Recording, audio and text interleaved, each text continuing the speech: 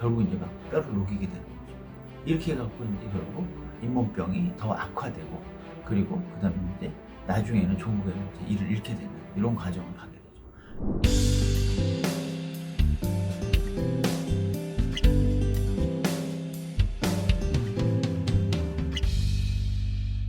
안녕하십니까. 사과나무 치과병원 병원장 이희용입니다.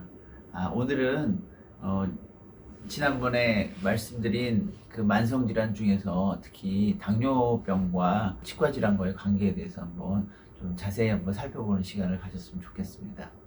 네. 당뇨병은 사실 뭐 우리 나이를 먹어가면서 누구나 다 앓게 되는 그런 병이라고 생각해도 좋을 만큼 아주 전 세계적으로 광범위하게 그 존재하는 병인 것 같아요. 그래서 당뇨의 합병증으로는 진짜 스트로크가 와가지고 갑자기 뇌출혈이라든지 여러 가지 문제를 일으킬 수도 있고, 망막 변성 같은 것들이 생겨가지고 눈이 안 보이기도 하고, 그 합병증으로 인해가지고 심혈관 질환이 오기도 하고, 신장, 신부전이라든지 이런 것들도 오기도 하고, 또 뭐 대표적으로 이제 그 당뇨로 인해 가지고 말단에 혈관에 혈액 장애가 와가지고 손가락이나 사지절단을 하게 되는 그런 일도 있게 됩니다.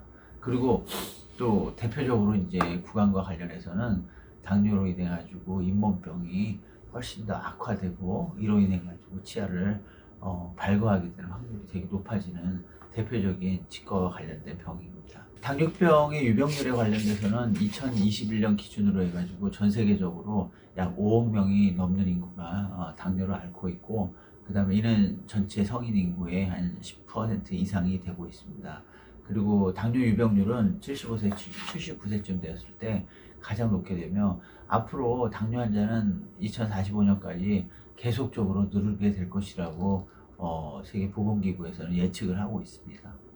구강 건강하고 당뇨하고 무슨 관계가 있나 싶지만, 실제로 우리 그 건강보험 통계를 보게 되면 당뇨와 연관된 그 질병 1순위가 치은염, 치주 질환입니다. 남녀 모두 통틀어서 당뇨를 가진 사람들이 50% 이상이 잇몸병을 앓고 있고, 그 외에도 당뇨와 관련돼서 치아 오식증이라든지 치근단 질환을 가지고 있습니다.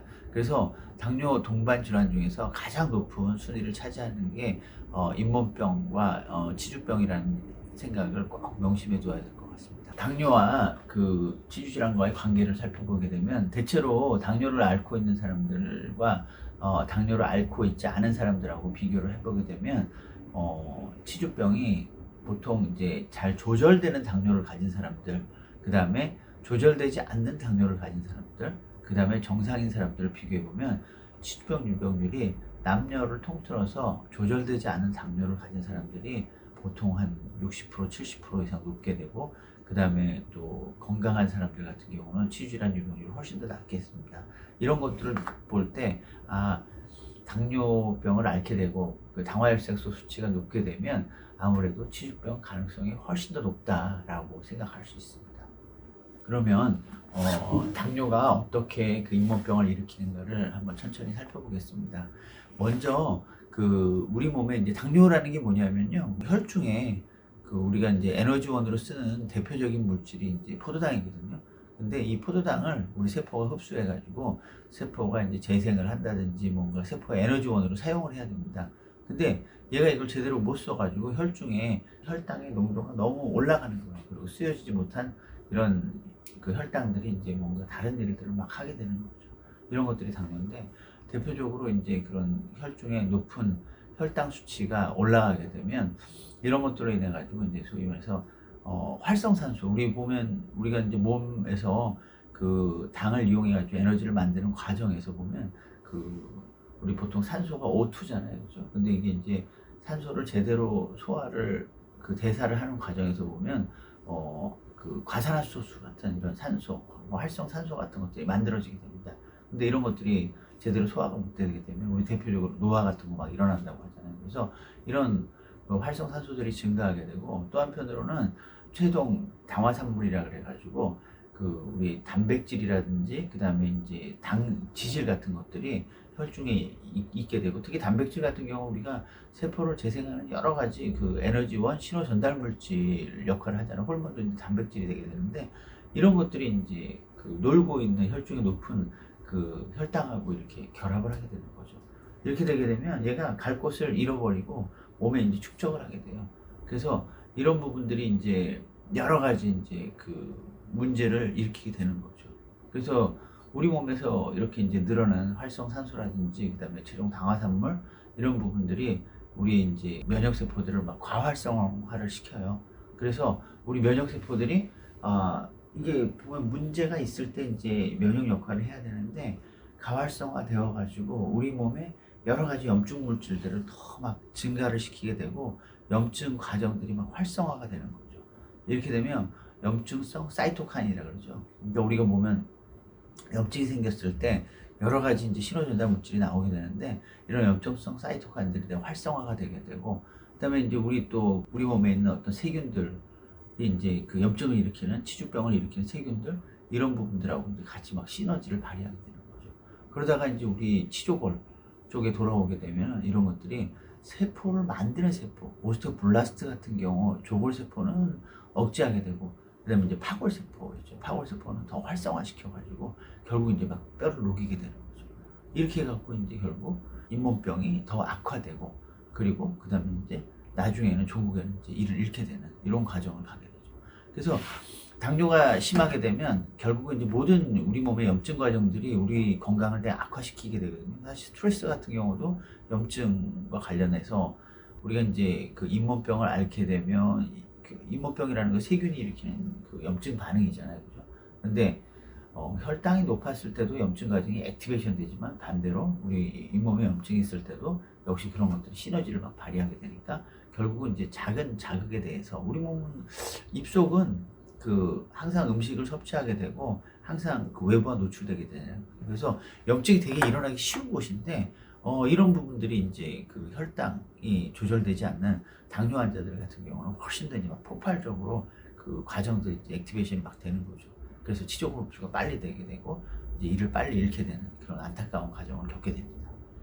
그래서 조금 이제 좀 구체적으로 들어가게 되면 우리 콜라겐 혹시 들어보셨는지 모르겠는데 콜라겐이라는 게 뭐냐면 우리 몸의 이 조직세포를 구성하고 있는 대표적인 단백질입니다. 그래서 콜라겐과 콜라겐이 이렇게 연결돼 가지고 비타민 C로 연결돼 있거든요. 이렇게 해갖고 이제 그 세포 결핍 조직을 이렇게 구성하게 돼요. 그래서 상처가 났으면 이 콜라겐들이 이제 합성이 돼가지고 그 상처 조직이 재생이 돼야 되거든요. 근데 아까 우리 뭐라 그랬냐면 이 최종 당화산물이라고 그러니까 혈중에 있는 지질이라든지 단백질 같은 것들이 이제 혈중에 놀고 있는 그 혈당하고 이렇게 결합을 해가지고 목적지를 못 간다 그랬잖아요. 그래서 우리가 상처를 입게 되면 이제 콜라겐 단백질을 만드는 물질들이 이제 가야 돼요. 가는데 이제 혈관에서 혈중에서 과한 그 당질하고 결합을 해버려요. 그래가지고 지가 뭔지를 몰라요. 언제는. 그래서 목적지를 가지를 못하니까 당뇨 환자 같은 경우는 조직 재생이 잘 안 일어나는 거죠. 그래가지고 잇몸병이 이제 생기더라도 우리가 보통 보면 이제 염증 치료해주거나 이를 닦고 이러면 하여튼 계속해서 빨리빨리 이제 조직 재생이 일어나야 되는데 재생이 못 일어나고 왜냐면 원료 공급이 안 되는 거예요. 그래서 이제 망가진 세포들이 다시 보충이 돼야 되는데 원료 공급이 안 되다 보니까 상처 치유가 이제 지연되게 되는 거죠. 그 다음에 이제 아까 말한 대로 활성산소 같은 경우 우리 몸을 노화 촉진시킨다 그러잖아요, 그죠? 얘네들이 보통 보면 톡식한 이제 물질이잖아요. 우리 과산화수소 같은 경우 세포 조직 사멸시키고 막 이러잖아요.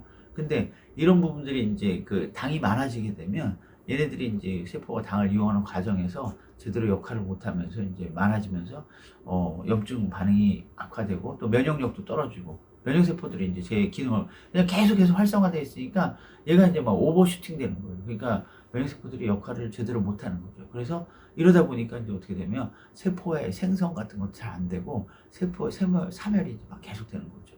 이러면서 이제 그 염증 반응이 악화되고 이러면서 이제 치조골들이 자꾸 녹아나가는. 그래서 대표적으로 조골세포들은 이제 잘 안 만들어지고 파골세포들이 활성화되면서 이제 치조골이 자꾸 녹게 되는. 그래서 이제 결국은 잇몸병이 점점 악화되는 거죠. 그래서 조절되지 않는 당뇨를 가진 사람들 같은 경우는 우리가 나름 노력을 막 하는데도 불구하고 자꾸 이제 치주병이 진행되면서 뼈가 자꾸 녹게 되는 이런 일을 겪게 되는 거죠. 그래서 그 이제 당뇨하고 치주병하고 이게 돌고 돌아요. 뭐 당뇨는 보면 1형 당뇨하고 2형 당뇨 두 가지가 있는데 2형 당뇨 같은 경우는 이제 우리가 이제 후천적으로 보통 생기는 이제 당뇨가 되게 되잖아요. 근데 이제 이 당뇨하고 이제 치주병하고 이렇게 같이 이제 섞이게 되면은 여러 가지 염증 반응을 통해 가지고 염증 물질이 활성화되죠.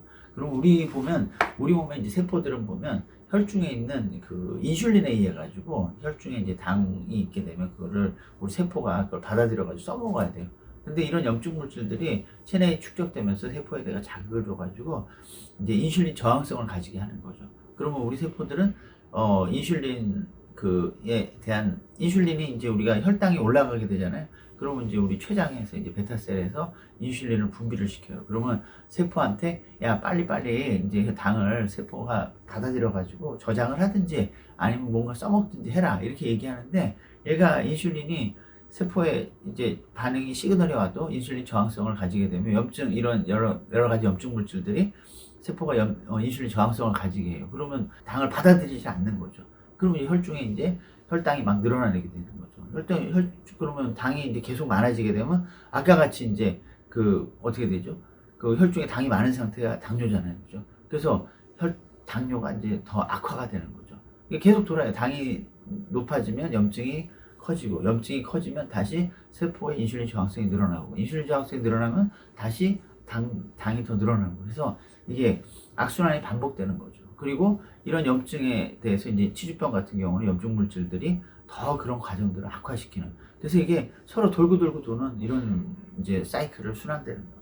그래서 이런 것들을 이제 끊어주는 것들이 굉장히 중요하죠. 그래서 결국은 그 잇몸병을 가진 사람들은 당뇨 발생 가능성이 한 6배 정도 증가하게 되고 반대로 이제 당뇨를 가진 사람들은 또 치주병 발생이 한 3배 정도 늘어나게 되는 거죠. 그래서 결국은 이게 잇몸병이 당뇨를 악화시키고 당뇨가 잇몸병을 악화시키고 이런 악순환을 계속 가고 있기 때문에 이것들을 이제 어떻게 끊어주느냐 이게 이제 우리가 당뇨 조절에서도 잇몸병 관리가 되게 중요하고 또 잇몸병 치아를 잃지 않기 위해서도 당뇨 조절이 굉장히 중요합니다.